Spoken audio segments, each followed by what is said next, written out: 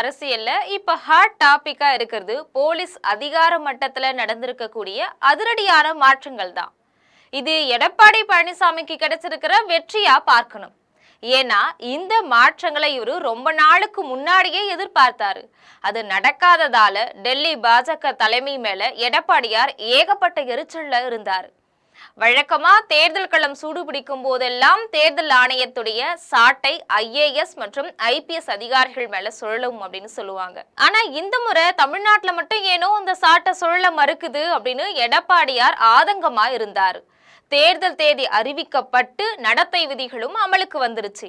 இந்த நிலையில தமிழக தலைமை தேர்தல் அதிகாரி அர்ச்சனா பட்நாயக் எல்லா கட்சிகளுடனும் தலைமை செயலகத்துல ஆலோசனை நடத்தினாங்க. அப்போ ஒவ்வொரு கட்சியுடைய பிரதிநிதிகளும் தங்களுடைய கோரிக்கையை முன்னிறுத்தி பேசினாங்க. பாஜக சார்பில் கலந்துகிட்ட அந்த கட்சியுடைய மாநில செயலாளர் கராத்தே தியாகராஜன் திமுகவுக்கு செக் வைக்கக்கூடிய வகையில ஒரு விஷயத்த சொன்னாரு. அதாவது திமுகவுக்கு அச்சாணி மாதிரி அதிகாரத்துல இருக்கக்கூடிய காவல்துறை அதிகாரிகளை இன்னும் ஏன் நீங்க மாத்தல? குறிப்பா உளவுத்துறை ஐஜியாக இருக்கக்கூடிய செந்தில்வேலன் உளவுத்துறையுடைய ADGP பதவியையும் கூடுதல் பொறுப்பா கவனிச்சுட்டு வந்தாரு. இப்போ உளவுத்துறையுடைய ADGP பதவியை DGP-யாக அப்கிரேட் செஞ்சு உளவுத்துறையுடைய DGP-யாக நியமித்துள்ளதாகவும், ஆனா உளவுத்துறையுடைய IG மாற்றப்படவில்லை அப்படின்னும், DGP நியமிக்கப்பட்டாலும் இன்னும் அதிகாரம் முழுக்க IG கிட்ட தான் இருக்கிறதாகவும் தலைமை தேர்தல் அதிகாரி கிட்ட கராத்தே தியாகராஜன் குற்றம் சாட்டியிருந்தாரு. மேற்கு வங்கம் போன்ற மாநிலங்கள்ல தேர்தல் அறிவிக்கிறதுக்கு முன்னாடியே டாப் லெவல் அதிகாரிகள் உடனுக்குடன் மாற்றப்பட்டாங்க. ஆனா தமிழ்நாட்டுல மட்டும் நிலைமை தலைகீழா இருக்குது அப்படின்னு அதிமுக காரங்க கவலைப்படுறாங்க. குறிப்பா தமிழ்நாட்டுல நிரந்தர DGP இல்லாம கூடுதல் பொறுப்புல மட்டுமே அதிகாரிங்க இருக்கக்கூடிய நிலையில தேர்தல் ஆணையம் மௌனம் காத்தது எடப்பாடியார் தரப்ப ஏகத்துக்கும் எகிர வச்சது. பொதுவா தேர்தல் நேரத்துல அதிகார வர்க்கத்துடைய கைகள் ஆளுங்கட்சிக்கு சாதகமா இருக்கும் அப்படிங்கிறது எதிர்கட்சிகளுடைய குற்றச்சாட்டு. இதை சரி செய்யறதுக்காகவே தேர்தல் ஆணையம் முக்கியமான அதிகாரிகளை மாற்றம் செய்யும்.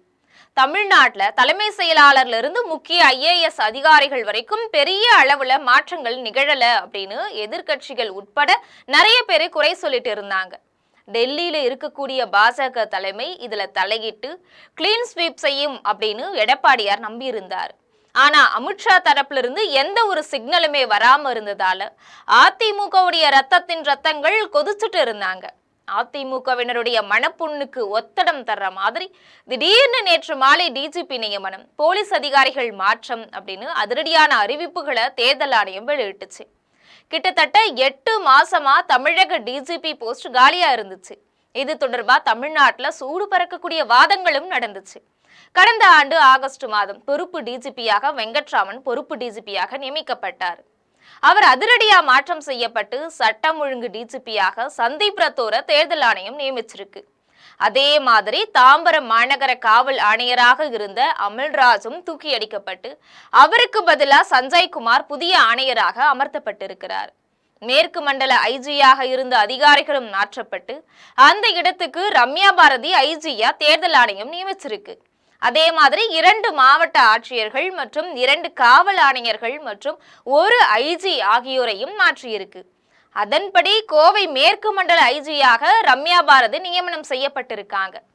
சேலம் மாவட்ட ஆட்சியராக இருந்த பிருந்தாதேவி மாற்றப்பட்டு அருண் தம்புராஜ் நியமனம் செய்யப்பட்டிருக்காங்க. தூத்துக்குடி ஆட்சியராக இருந்த இளம் பகவத் மாற்றப்பட்டு அந்த இடத்துல விஷ்ணு மகாஜன் நியமிக்கப்பட்டிருக்காரு. தேர்தல் நேரத்துல அதிகாரிகளுடைய இந்த அதிரடியான மாற்றம் அரசியல் வட்டாரத்துல மிகப்பெரிய விவாதங்களை கிளப்பி இருக்கு. இந்த நிலையில அடுத்தடுத்த மாற்றங்களும் நடக்க வாய்ப்பு இருக்கிறதா எதிர்பார்க்கப்படுது. இததான் அதிமுக உள்ளிட்ட எதிர்கட்சிகள் எதிர்பார்த்துட்டு இருந்தாங்க. இந்த புதிய அதிகாரிகளுடைய நியமனம் மூலமா தேர்தல் நியாயமாகவும் சுதந்திரமாகவும் நடக்கிறத உறுதி செய்ய தேர்தல் ஆணையம் திட்டமிட்டு இருக்கு.